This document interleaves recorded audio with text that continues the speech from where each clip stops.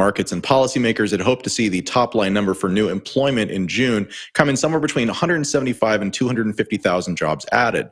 But the results were actually much better, showing an increase of nearly 375,000 jobs for the month. Now, you'd think that good news would be well received by markets, but in practice, that's often not how things work in the sort of modern era.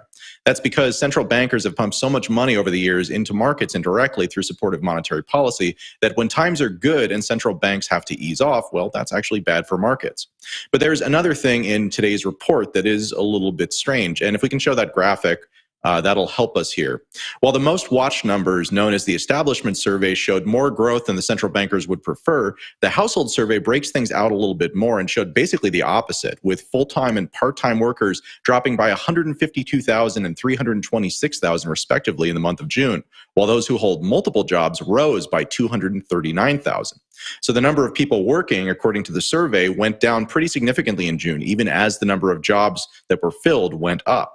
It's also worth noting that in the month of June, workers who hold multiple jobs and work full-time hours at least two of them hit an all-time record high. So it's good news, that's bad news, but actually the bad news the good news is also bad news.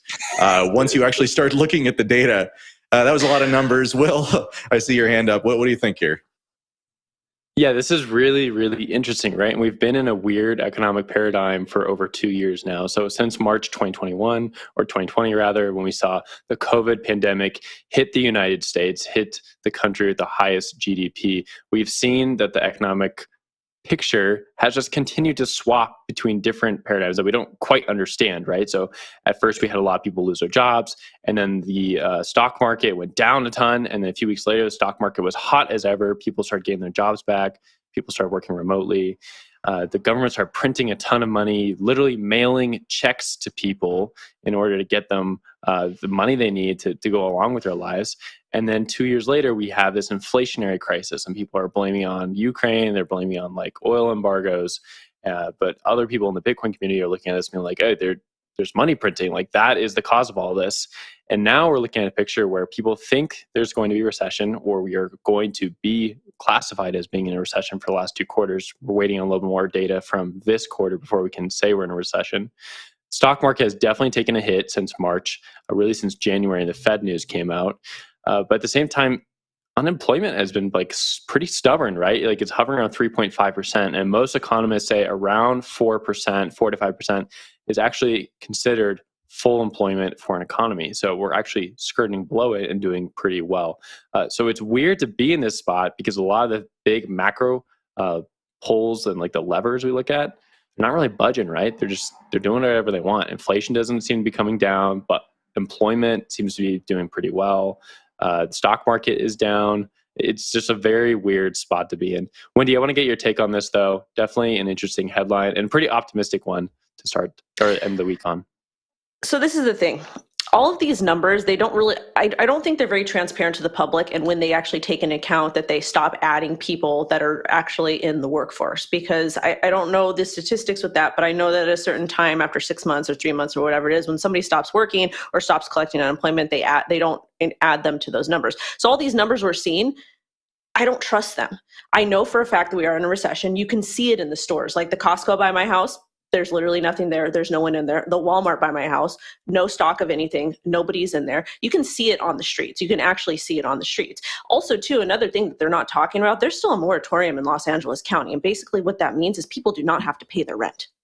And if you don't have people that are paying their rent, and you don't have people that have to work to pay their rent or to pay their mortgages, they don't need to get a job. There's no point for them to get a job. I see job signs all over LA County. I'm not just talking about one city. I'm talking about literally every single city. There's job signs everywhere. There's a lot of people who are not out there working or actually looking for work, and I don't blame them. Why would you look for work when you don't have to pay your rent? So that's something interesting to kind of keep in mind. And I know I don't have the data on this, but because the data is not available, and it's also very hard to find, and it's also very hard to track. So we know that they printed a bunch of money. We're also in a very, very unique situation because we were literally closed down for almost 2 years.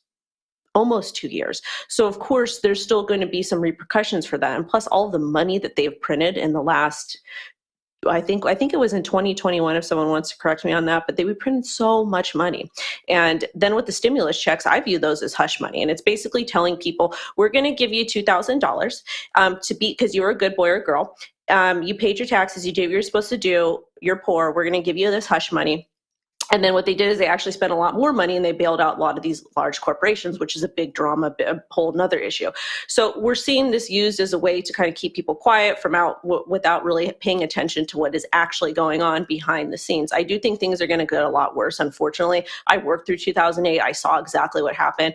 And the interesting thing went during the whole 2008 housing crash is I was in school that time to get my certification to work in healthcare. I had like grown adults, like, because I was young at that time, I had grown adults that were leaving their six-figure job because they got fired because of the housing crash to get some certification so that they can earn like $15 an hour working in healthcare. And I think that we're going to see a lot more of that happen again. And this whole thing is just not sitting right with me, especially the way that the media is portraying things, the stuff that we're seeing the president say, the stuff that we're seeing all these outlets, all these the statistics that they're saying as well. So I love this perspective. I have to tell you, Wendy, it's always great to find people who don't trust the government as much as I do. So whenever I talk about these types of numbers, right, and we bring up stories like this, I like to say that these are the official numbers. And that is an accurate statement that correctly sort of frames them, but it leaves out some additional context that we do talk about on this show from time to time and in other areas where I talk about this type of stuff, which is that when you're talking about how the kind of the measuring sticks that we use to measure productivity, to measure how happy we are, to measure, frankly, how well the government is performing on our behalf, what you find if you go back in history is that they change these numbers, and they change these numbers in terms of how they're calculated, and they say that it's for reasons that are all very good, but the net effect of those changes tends to be that the government looks like they're doing a better job. So what you're talking about in terms of the numbers that aren't in this is the labor participation rate. And the labor participation rate has to do with how many people in the country actually are employed in percentage terms. That is excluded for the most part from these types of statistics. And yeah, but I mean, that's so the reason why it's worth talking about this stuff, in my opinion, is because even by the rigged metrics that the government puts out to make them look good, they still don't look good, right? And this sort of dichotomy between, on the one side, the what's it called? The official kind of establishment survey that I talked about, and then the household survey that shows you, again, like the one that they're putting out there significantly is the one that makes them look like they're doing a better job, and they're not going to emphasize the other one. You have to go looking for that one.